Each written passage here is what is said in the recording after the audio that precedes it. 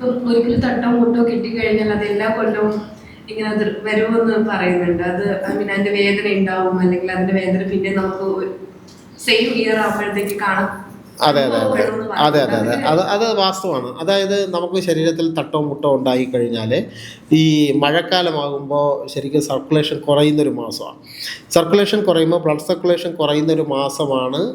താരതമ്യേന മറ്റ് ദിവസങ്ങളെ അപേക്ഷിച്ച് നമ്മുടെ ശരീരത്തിൽ ബ്ലഡ് സർക്കുലേഷൻ കുറയുന്നൊരു മാസമാണ് ശരിക്ക് കർക്കിടക മാസം എന്ന് പറയുന്നത്. മഴക്കാലം ഇന്നത്തെ മഴ പോലെയൊന്നുമല്ല, അതൊക്കെ നല്ല പെരുമഴയായിരുന്നു.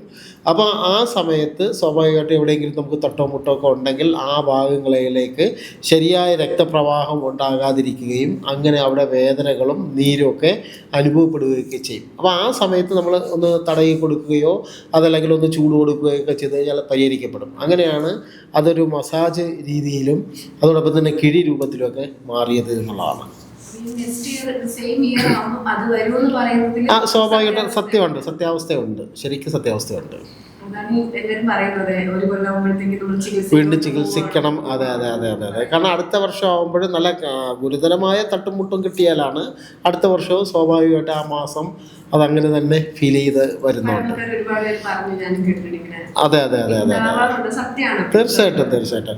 അതായത് അന്ന് എക്കോസ്പിരിനും മറ്റു സംഗതികളൊന്നും നമ്മൾ കഴിക്കുന്നില്ലല്ലോ.